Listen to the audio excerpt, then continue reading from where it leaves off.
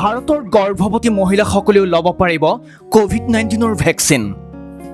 ভাৰত চৰকাৰৰ স্বাস্থ্য মন্ত্ৰালয়ৰ দ্বাৰা জাননী কৰা হৈছে যে বৰ্তমানেও ভেকচিন নোলোৱা ভাৰতৰ গৰ্ভৱতী মহিলাসকলে এতিয়া ল'ব পাৰিব কোভিড ভেকচিন। মহিলাসকলৰ স্বাস্থ্যৰ সুৰক্ষাৰ প্ৰতি লক্ষ্য ৰাখি এই সিদ্ধান্ত গ্ৰহণ কৰা হৈছে।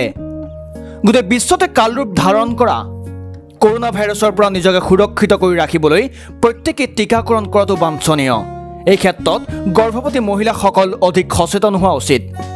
চৰকাৰে সকলোৰে বাবে ভেকচিন লোৱাৰ ব্যৱস্থা কৰিছিল যদিও এনে মহিলাসকলৰ বাবে চিন্তাৰ বিষয় হৈ পৰিছে।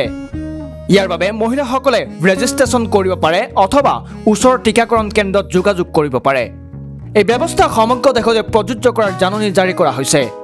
গৰ্ভৱতী অৱস্থাত মহিলাসকল কোভিড-19 আক্ৰান্ত হ'লে বিভিন্ন সমস্যাৰ সন্মুখীন হয়। সঘনাই শৰীৰ দুৰ্বল হোৱা, উশাহ নিশাহত কষ্ট হোৱা আদিৰ দৰে সমস্যাই দেখা দিয়ে। এই সমস্যাই কালক্ৰমত শিশুৰ জন্মৰ সময়ত অসুবিধাৰ সৃষ্টি কৰিব পাৰে। গৱেষকসকলে মত পোষণ কৰে যে সাধাৰণ মহিলাতকৈ কোভিড ভাইৰাছে গৰ্ভৱতী মহিলাক অধিক ক্ষতি কৰিব। সকলো ঔষধৰে কিছুমান বেয়া প্ৰভাৱ অৰ্থাৎ ছাইড ইফেক্ট থাকে। কোভিড-19 ভেকচিনৰ ক্ষেত্ৰতো ইয়াৰ ব্যতিক্ৰমী ঘটনা নাই, যদিও ইয়াৰ প্ৰভাৱ প্ৰায় ন্যূনতম। ভেকচিন গ্ৰহণ কৰাৰ পাছত সামান্য জ্বৰ, গাৰ বিষ, বেজী লোৱা জেগাডোখৰত সামান্য বিষ হোৱাটো স্বাভাৱিক। এই অসুবিধাসমূহ ভেকচিন লোৱাৰ 20 দিনৰ ভিতৰত বাঢ়ি যোৱা দেখা গ'লে ডাক্তৰৰ পৰামৰ্শ ল'ব লাগে। ইয়াৰ উপৰিও স্বাস্থ্য মন্ত্ৰালয়ে কিছুমান বিশেষ সমস্যাৰ উল্লেখ কৰিছে, যিবোৰ লক্ষণে দেখা দিলে ডাক্তৰৰ পৰামৰ্শ লোৱাটো প্ৰয়োজনীয়। ইয়াৰে উশাহ নিশাহত কষ্ট পোৱা, বুকুত বিষ অনুভৱ কৰা, বমি বমি ভাৱ হোৱা, পেটৰ বিষ অনুভৱ কৰা, অস্পষ্ট দৃষ্টি আৰু চকুত বিষ অনুভৱ কৰা অন্যতম চিন্তাৰ কাৰণ হ'ব পাৰে।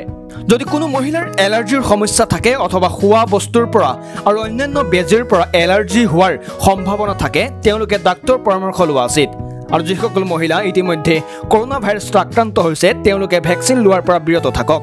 ইয়াৰ উপৰিও যিসকল মহিলা ডায়েবেটিছ, বহু পুৰণি উশাহ নিশাহৰ সমস্যা, হৃদৰোগৰ সমস্যাত ভুগি আছে তেওঁলোকে ডাক্তৰৰ পৰামৰ্শ মতে ভেকচিন ল'ব লাগে। বৰ্ষা বৰাৰ সহযোগত টাইমছ গুৱাহাটী।